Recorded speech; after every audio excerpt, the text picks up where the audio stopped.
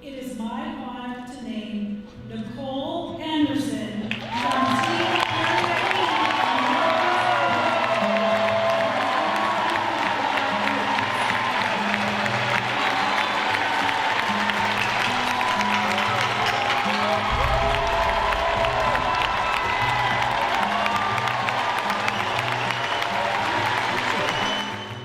They're like, this person came over too many strokes just to play bocce, met her husband at bocce, and I'm like thinking to myself, oh my goodness.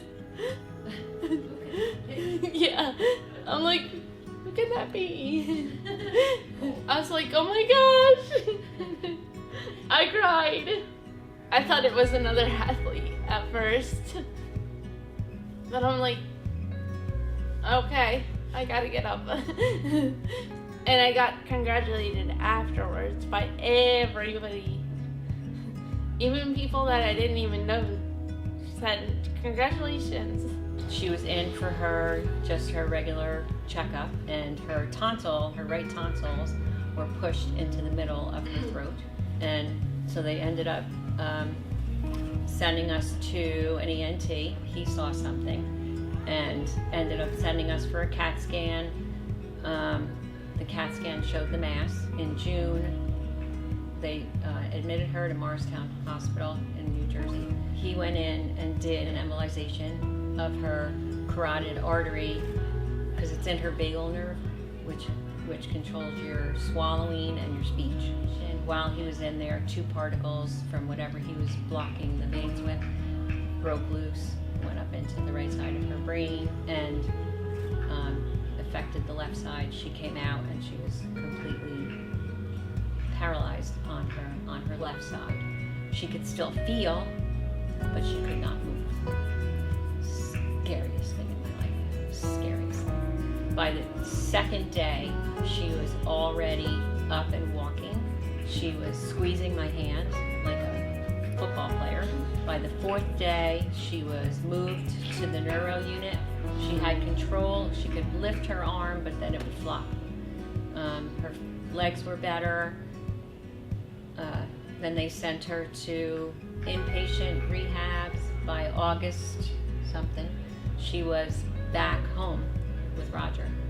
So, I mean, it was a miracle. It was an absolute miracle, because I thought she was going to be in a wheelchair for the rest of her life, the way she looked. She fought, and I said to her, how do you feel about what's going on? And she said, Mom, bocce season is next week. I need to be better. I need to be better.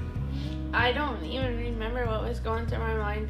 I was still in and out of it. I like meeting new people, and I'm very friendly and very social.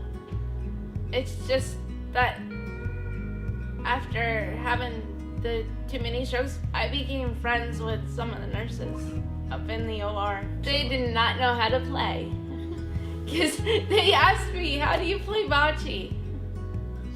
I said, okay, I'll grab a bocce ball. And next thing you know, I threw it up against a bigger ball. And they're like, oh, that's how you play? I'm like, yeah, that's how I play. And I did OT, PT, and speech all in one building. The same thing with PT access. I don't even worry about it. It's just that hopefully it doesn't grow. I don't worry about everything else but what's in front of me. Like, bocce is right in front of me right now. Versus this right here. I don't worry about everything else. I only worry about winning that gold medal.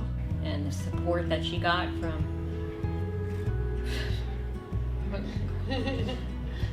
Area P and our family and our friend just is what got her through. What got her through, besides all the nurses and everybody. What went through my mind was, and this is my personality, is let's fix this. Can't be. This just can't be. And so right away my mind went to, how are we gonna fix this? How are we gonna get her better? What can we do? And they did. They got her better, and she got her better. because she was not going to be out of Special Olympics. She wasn't going to be. Consider her more as a coach right now versus being mom. But when it comes down to like having the second procedure, that's totally mom right there. Because she drove me. She came to the hospital every day. Came to the rehab every day. And I like being with my mom. She's like, don't worry about everything else. Just focus on what you're doing. And focus on your play. My first reaction was, oh my, just as if she was one of my children, because it's really serious. And then I wondered if she would be with us for fall. And then unfortunately things didn't go, as you know, as they should have. But she's done amazingly, amazingly well. And it's a blessing. It was such a nice, warm feeling because I didn't feel alone. I didn't feel like, I was going through this by myself. They all were constantly, how is she doing? What is she doing? What's going on now? Like, what can we do? It was fabulous. It was just fabulous. But I wasn't surprised. I really wasn't. And she would say, I'm going to do it. I'm going to do it. And all I would say to her is, yeah, you will, Nicole. FaceTimed her the one time she was in the hospital, and she says, I just needed to see your face. I knew you were there, but I just needed to see your face. And I said, you know what? I needed to see yours too. And you will do it. You will. And it's been a tough road. It really has been. Even when we started bocce, she hadn't had permission initially to start, so she missed a couple weeks. But you wouldn't know.